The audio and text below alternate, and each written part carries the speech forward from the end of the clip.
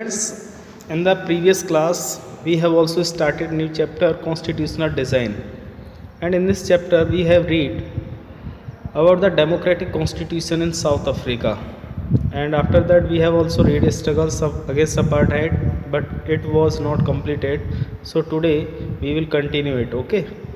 And since 1950, the blacks, colored, and Indians fought against the apartheid system. They launched protest marches and strikes. The African National Congress was the umbrella organization that led the struggle against the policies of segregation. This included many workers, unions, and the Communist Party. Many sensitive whites also joined the ANC to oppose apartheid and played a leading role in this struggle. You know, 1950 में जो blacks थे या coloured थे, जो भी Indians थे, जो कि अपार्टहाइड सिस्टम के ख़िलाफ़ लड़ रहे थे, है ना। एंड उन्होंने जो है प्रोटेस्ट जो है एक प्रोटेस्ट मार्च निकाला, स्ट्राइक्स की। अफ्रीकन नेशनल कांग्रेस के नेतृत्व में ये एक ऐसी ऑर्गेनाइजेशन थी, एक ऐसा संगठन था जो कि सेग्रीगेशन की पॉलिसीज़ के ख़िलाफ़ था और उन्होंने उसके ख़िलाफ़ संघर्ष किया। ये सभी इनमें जो सभी वर्कर्स यूनियंस थे और जो कम्युनिस्ट पार्टीज़ थी वो सभी शामिल थे।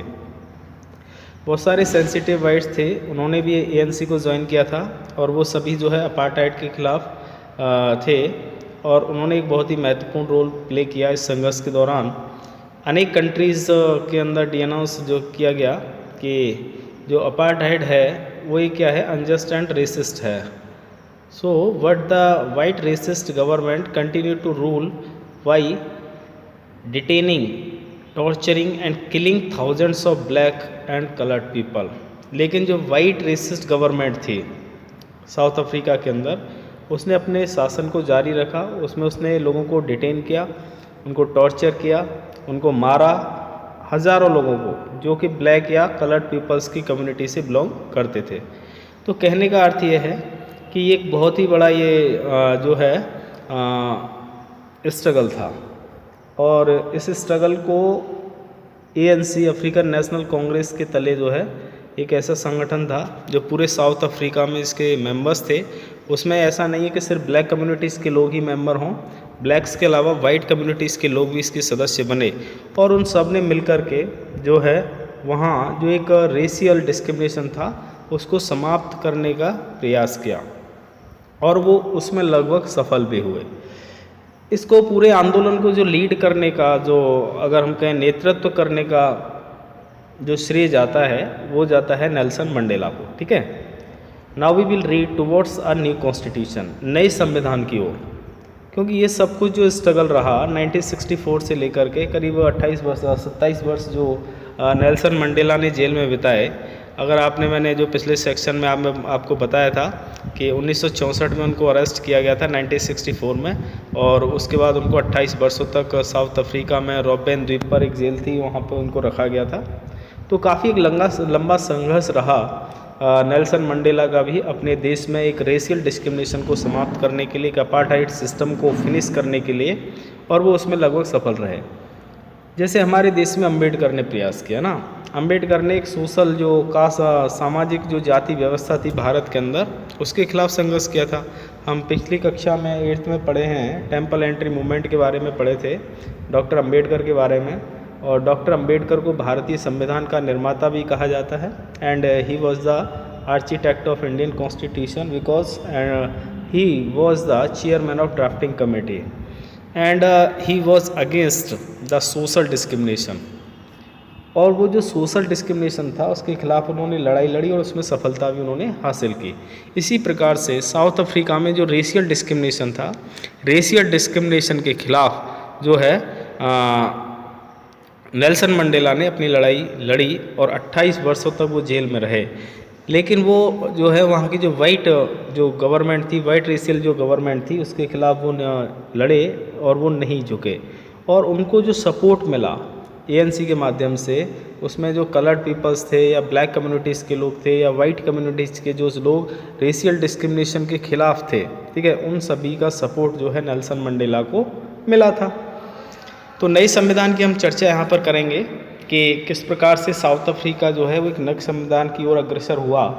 तो as protest and struggles against apartheid had increased, the government realise that they could no longer keep the blacks under their rule through repression. जैसे ही प्रोटेस्ट हुए और जो संघर्ष हुआ अपार्थाइड के खिलाफ और वो और ज़्यादा बढ़ा, तो सरकार ने भी ये रियलाइज़ किया कि अब इसको ज़्यादा लंबे समय तक जो है जो ब्लैक्स हैं उनको अपने शासन के अधीन नहीं रखा जा सकता है। तो the white regime change it's policies. तो जो वाइट रेजिम था, जो एक श्वेत जो शासन था, उसने अपनी नीतियों को बदला। Discriminatory laws were replaced and ban on political parties and restrictions on the media were lifted.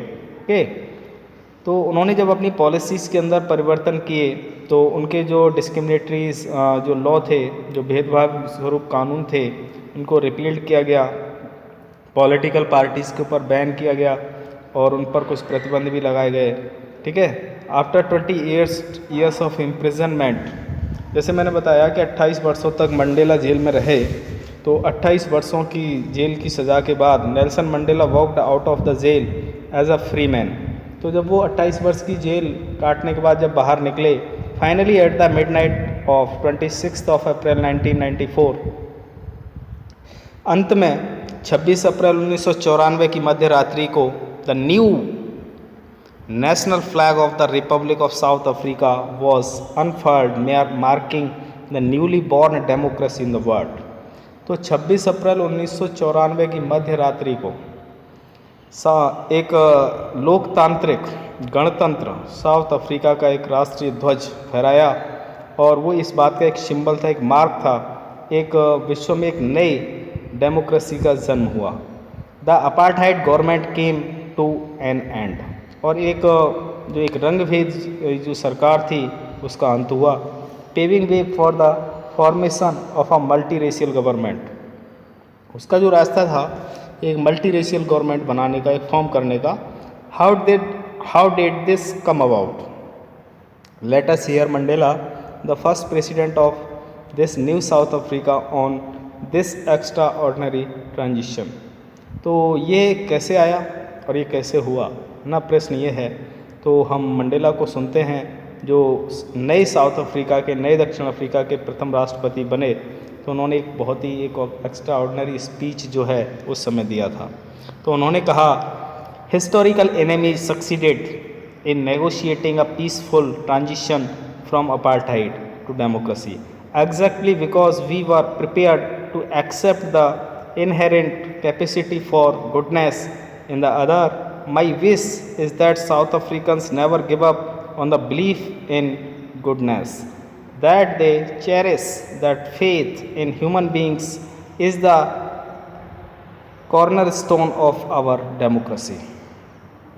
तो जो ऐतिहासिक जो शत्रु थे, जो हिस्टोरिकल जो एनिमीज़ जो सफल हुए थे एक पीसफुल नेगोशिएट करने में और अपार्थाइड को समाप्त करने में, अपार्थाइड को जो बढ़ावा दे रहे थे, तो जब वो डेमोक्रेसी के रूप में एक परिवर्तन हुआ, क्योंकि हम जो है प्रिपेयर करना चाहते थे, एक्सेप्ट करना चाहते थे किसको? गुडनेस को, अच्छाई को।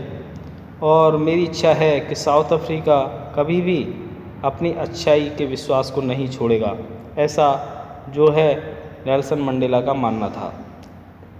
कि उन्होंने ये भी चेरिश किया और उनका ये फेथ भी रहा कि जो ह्यूमन बींग्स हैं उनके किसी न किसी कॉर्नर स्टोन में डेमोक्रेसी रहेगी। हमारा जो लोकतंत्र है वो है, लोकतंत्र के अंदर एक कॉर्नर स्टोन बना रहेगा। After the emergence of the new democratic south Africa, black leader appealed to fellow blacks to forgive the whites for the atrocities they had committed while in power. They said, let us build a new South Africa based on equality of all races and men and women, on democratic values, social justice and human rights. The party that ruled through oppression and brutal killings and the party that lead the freedom struggle sat together to draw up a common constitution. After the emergence, क्योंकि एक नए एक लोकतांत्रिक south Africa के emergence के बाद जो है, जो ब्लैक लीडर्स थे, उन्होंने ब्लैक लोगों से अपील किया कि वो वाइट्स के द्वारा जो भी उनके साथ अत्याचार किए गए हैं उनको वो भूल जाएं और वो सभी कमिटेड हों कि सभी जो ब्लैक कम्युनिटीज़ के लोग हैं या जो वाइट कम्युनिटीज़ के लोग हैं, ठीक है, जो कि वो सभी अपने आप को कमिट करें।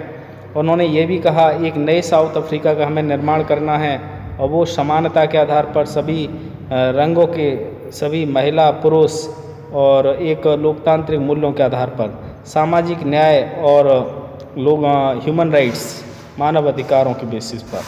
तो पार्टी जो शासन कर रही थी उसने जो ब्रूटल किलिंग्स के माध्यम से लोगों को दबाने का प्रयास किया, एक पार्टी वो जो लोगों को दबा रही थी जिसको हम वाइट रेशियल गवर्नमेंट कहते हैं, और दूसरी पार्टी जो फ्रीडम के लिए संघर्ष कर रही थी। जब दोनों साथ साथ बैठे तो उन्होंने जो है एक नए संविधान के निर्माण की रूपरेखा बनाई। After 2 years of the discussion and debate, they came out with one of the finest constitution the world has ever had.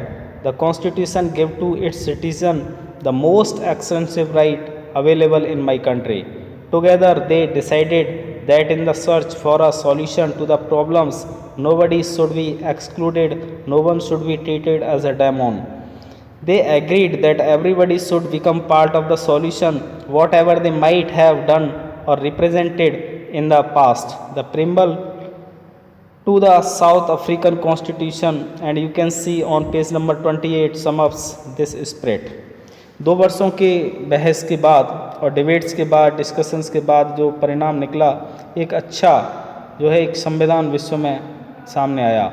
और यह जो संविधान था उसने सभी नागरिकों को अधिकार दिए और अपने देश में, और साथ ही जो है उन्होंने ये भी निश्चय किया एक सॉल्यूशन, समस्याओं का जो है वो समाधान भी निकाला और किसी को भी इससे बाहर नहीं रखा गया और ना ही किसी के साथ जो है एक डेमोन जैसा ट्रीटमेंट किया जाएगा।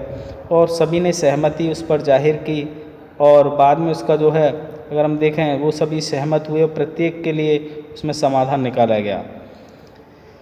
तो उन्होंने अपने जो पास्ट था, उनका जो पास्ट रहा, ठीक है, उसको एक तरीके से रिप्रेजेंट किया और जो उनका वर्तमान था उसको भी उसमें प्रेजेंट किया गया। और साउथ अफ्रीका का जो संविधान का जो प्रस्तावना है जिसे हम पेज नंबर 28 पर देखेंगे, वो उसके अंदर एक स्पिरिट दिखाई देता है, एक सम ऑफ द स्पिरिट है उसके अंदर। The south African constitution inspires Democrats all over the world is state denounced why the entire world till 1994 as the most undemocratic one is now seen as a model of democracy. What made this change possible was the determination of the people of South Africa to work together to transform bitter experiences into the binding glue of our rainbow nation. Speaking on the South African Constitution, Mandela said, तो जो south Africa का जो संविधान था उससे प्रेरित होकर के पूरे वर्ल्ड में एक डेमोक्रेटिक जो है एक जो परंपरा थी उसको आगे बढ़ाया गया और एक राज्य के रूप में जो है पूरे वर्ल्ड में 1994 में जो है साउथ अफ्रीका एक लोकतांत्रिक देश बना और उसने जो अनडेमोक्रेटिक कंट्रीज़ थे उनके लिए डेमोक्रेसी का मॉडल जो है उसको प्रेजेंट किया। और ये जो परिवर्तन हुए थे वो इतने आसान नहीं थे। उसके लिए साउथ अफ्रीका के जो लोग थे उनका जो संकल्प था वो जब सभी साथ में आए, उन्होंने साथ साथ मिलकर के काम किया और उनके जो बिटर एक्सपीरियंस रहे उनको उन्होंने ट्रांसफॉर्म किया और एक रेनबो नेशन के रूप में, एक इंद्रधनुषीय राष्ट्र के रूप में, जिस पर मंडेला ने साउथ अफ्रीकन कॉन्स्टिट्यूशन पर बोलते हुए कहा था, the constitution of South Africa speaks of both the past and the future. On the one hand is a solemn pact in which we as South Africans declare is one another that we shall never permit a repetition of our racist, brutal and repressive past. But it is more than that. It is also a charter for the transformation of our country into one which is truly shared by all its people. A country which in the fullest sense belongs to all of us, black and white, women and men. तो Mandela ने क्या कहा था? Mandela का कहना था कि जब वो संविधान के बारे में बोल रहे थे तो उन्होंने कहा कि साउथ अफ्रीका का जो संविधान है उसमें पास्ट और फ्यूचर है ना, दोनों के बारे में उन्होंने बोला तो उन्होंने कहा कि इन दोनों ही के बीच में एक समझौता है, और साउथ अफ्रीका ने ये घोषित भी किया कि हम सभी को इसको दोबारा से रिपीट नहीं करना होगा, चाहे वो रेसिस्ट हो चाहे ब्रूटल्स हो, सभी को जो पास्ट के अंदर जो कुछ भी हुआ है उसको भूलना होगा। इसलिए उन्होंने जो एक चार्टर था उसको ट्रांसफॉर्म किया अपने देश के अंदर, और उन्होंने सत्य रूप से जो है सभी लोगों के लिए ये कहा, एक कंट्री के रूप में हमें फ्लैश सेंस होना चाहिए, सबके बीच में समझ होनी चाहिए, चाहे वो ब्लैक है, चाहे वो वाइट है, चाहे वो वुमेन है या महिला है, या वो पुरुष है, चाहे वो पुरुष है या महिलाएं हैं या ब्लैक है या वाइट है, हमें इस सब को भूलना होगा, है ना। सबके लिए समान रूप से अधिकार होंगे, चाहे वो महिला हो, पुरुष हो, काला हो, गोरा हो, रंगीन हो, सबके लिए समान रूप से अधिकार होंगे। तभी हम एक अच्छा डेमोक्रेटिक कंट्री जो है वो रिप्रेजेंट कर पाएंगे वर्ल्ड के समक्ष, है ना। तो इस प्रकार से उन्होंने मंडेला ने इसके बारे में कहा था। Now we will read why do we need a constitution. अभी हमने जो एक पढ़ा साउथ अफ्रीका के संविधान के बारे में, कि साउथ अफ्रीका एक डेमोक्रेटिक कंट्री कैसे बना, साउथ अफ्रीका के अंदर किस प्रकार से संविधान का निर्माण हुआ, और साउथ अफ्रीका एक डेमोक्रेटिक कंट्री बनने में संविधान की क्या भूमिका रही। ये सारे जो स्टेप्स हमने पढ़े उनमें हमें एक चीज़ बिल्कुल कॉमन दिखाई देती है कि जहाँ किसी भी समाज के अंदर कोई जब भेदभाव होता है, चाहे वो रंग के आधार पर होता है, चाहे वो जाति के आधार पर होता है, चाहे वो धर्म के आधार पर होता है, तो सभी लोगों के लिए समान अधिकार मिले, चाहे वो महिला हो, चाहे वो पुरुष हो, चाहे वो काला हो, चाहे वो गोरा हो, चाहे वो अमीर हो, चाहे वो गरीब हो, तब तक हम एक बेहतर संविधान नहीं दे सकते, और ना ही उस देश के अंदर एक बेहतर लोकतांत्रिक व्यवस्था डेवलप हो सकती है।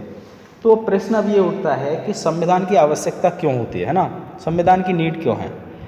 क्योंकि किसी भी लोकतंत्र के लिए ये आवश्यक नहीं है कि जहाँ संविधान हो वहाँ लोकतंत्र होगा, ये भी आवश्यक नहीं है, लेकिन जहाँ लोकतंत्र होगा वहाँ संविधान जरूर होगा, क्योंकि लोकतंत्र को चलाने के लिए संविधान की आवश्यकता होती है। लेकिन जिस देश में संविधान हो वहाँ लोकतंत्र हो, ये भी पॉसिबल नहीं है ना।